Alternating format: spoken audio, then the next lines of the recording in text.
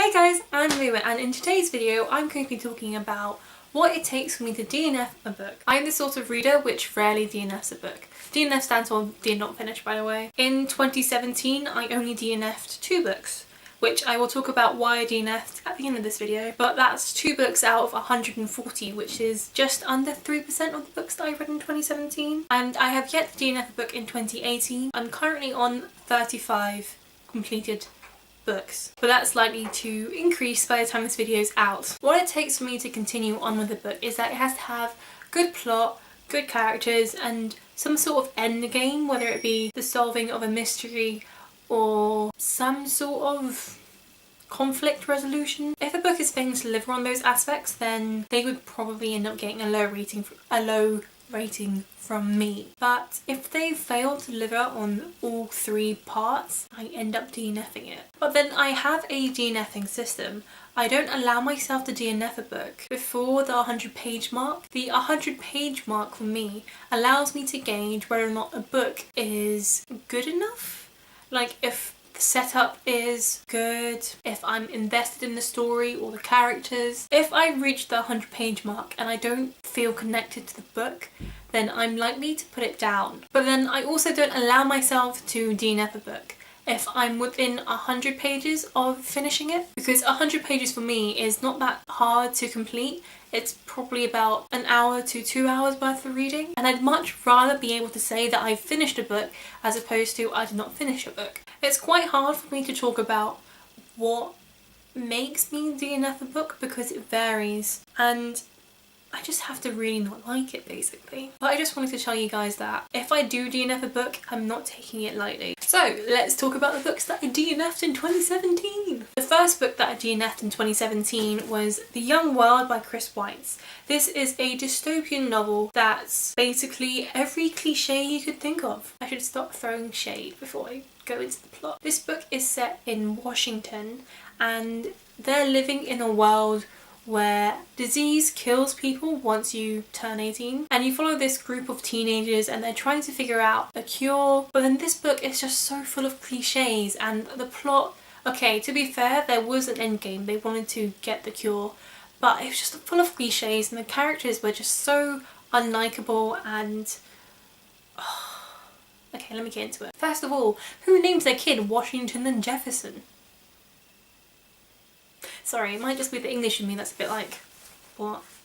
The characters are so cliche. You have a black guy in this, and he feels like the token gay guy as well as the token black guy, because that's all his character revolves around. He brings nothing to the story apart from his sexuality. And then what really angered me about this book is that there's an Asian character in here called Sifu, and the gang that she's a part of can't pronounce her name, so they call her See-Through, as in like C-S-E-E, and then through as in T-H-R-O-U-G-H.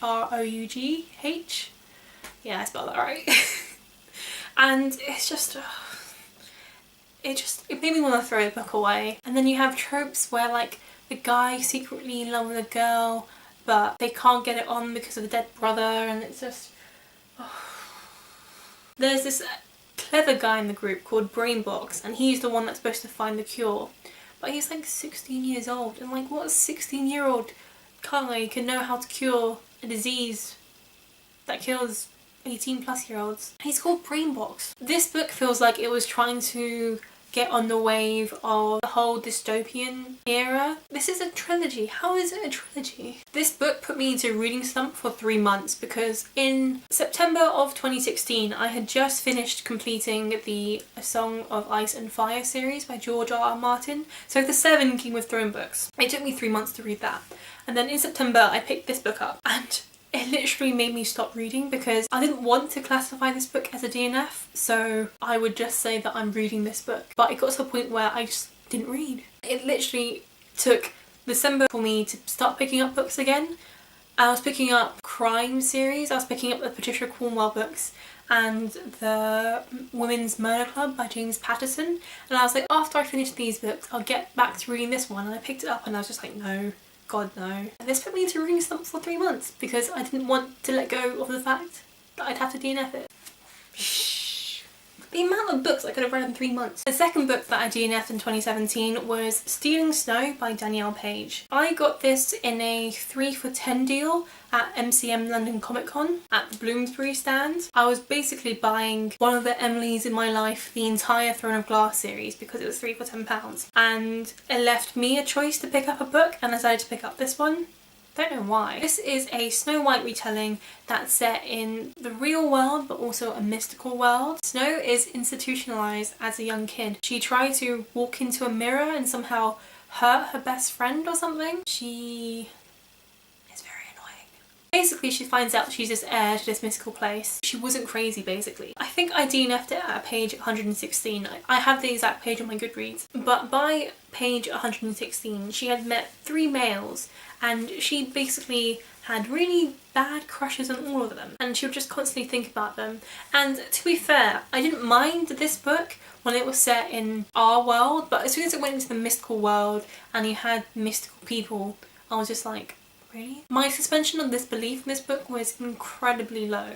It wasn't good. And I think in general it's not well received on Goodreads. I haven't seen anybody talk about this book, so I hope you guys enjoy this video and find it a bit informative about my reading life. Thank you for clicking on this video and watching it. Like and subscribe if you like me, and I hope to see you guys soon. Bye!